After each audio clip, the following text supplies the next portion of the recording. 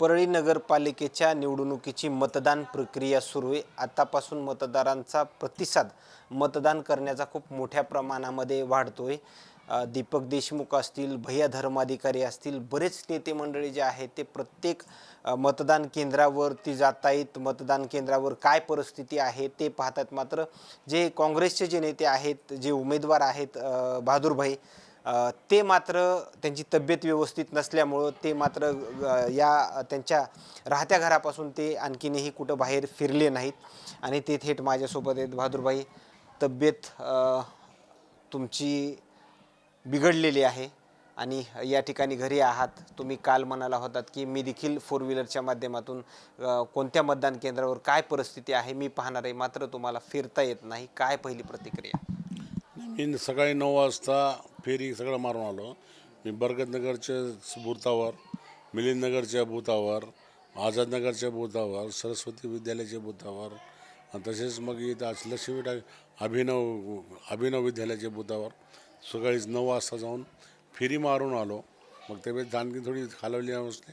मग घरी येऊन आणखी सलाईन वगैरे चढून नंतर पुन्हा दुबार मलिकपुरा बरगतनगर आणि मग बंगल्याच्या बूथावर जाऊन पुन्हा फिरून आलो।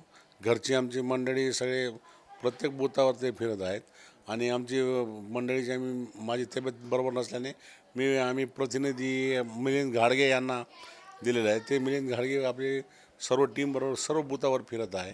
त्याच्यामुळे तर तसं असं काही नाही की आम्ही फिरत नाही, तर फिरत आहोत। खरं तर ही जी काय मतदान प्रक्रिया सुरू याच्या माध्यमातून जे शरदचंद्रजी पवार पक्षाचे नेते आहेत दीपक देशमुख, ते म्हणतायत की ज्या ठिकाणी मतदान केंद्रावरती जे काही कॅमेरे आहेत, ज्या ठिकाणी मतदार आपला मतदानाचा हक्क बजावतो त्या ठिकाणचे कॅमेरे फिरवले गेलेत, असं ते ते ते थेट बोलतायत। त्यावर काय प्रतिक्रिया? नाही, असं करत असतात हे मागच्या वेळेस आपण विधानसभेला बघितले की कॅमेऱ्याचे तोंड वाकडे करतात, मग फिरवून टाकतात आणि मतदानमध्ये त्याच्याबरोबर जाऊन ते बटणं दाबतात। हे होत असते, पण मतलब हे होते म्हणजे होत नाही असं मी त्यांचा आरोप नाही, ते चुकीचं करत आहेत असं मी झाला असेल तिथं। त्यानंतर दुसरा जे धनंजय मुंडे यांच्या जे पक्षाचे जे नेते आहेत वैजनाथ सोळंके, ते म्हणतायत की तसा कुठलाही प्रकार जो आहे तो घडत नाहीये। मात्र दीपक देशमुख कुठंतरी जाऊन गोंधळ किंवा हे घालण्याचा प्रयत्न जो आहे तो करतायत।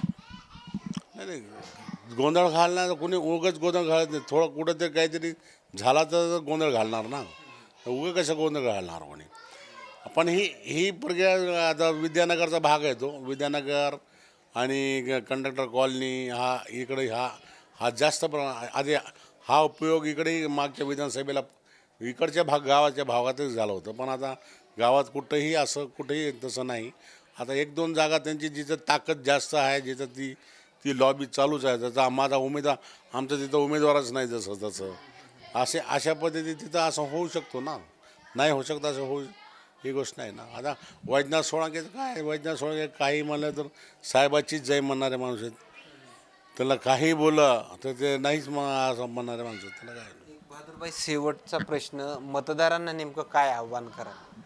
बस मतदारांना एवढंच नेमकं आव्हान आहे की आपण आपल्या मतदानाचा हक बजवावा आणि आपल्या चांगल्यासाठी, आपल्या मुलाबाळांच्या हितासाठी आपण आपणाचा परळीच्या भविष्यासाठी, परळीच्या हितासाठी आपण आपल्या मतदानाचा हक वाजवावा, हीच नम्र विनंती।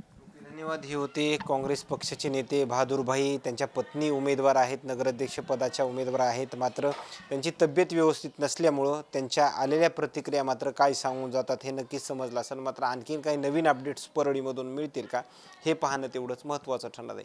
कॅमेरामॅन उमाकांत फडसोबत सचिन मुंडे, सूर्यदुर्ग मीडिया, बीड, परळी।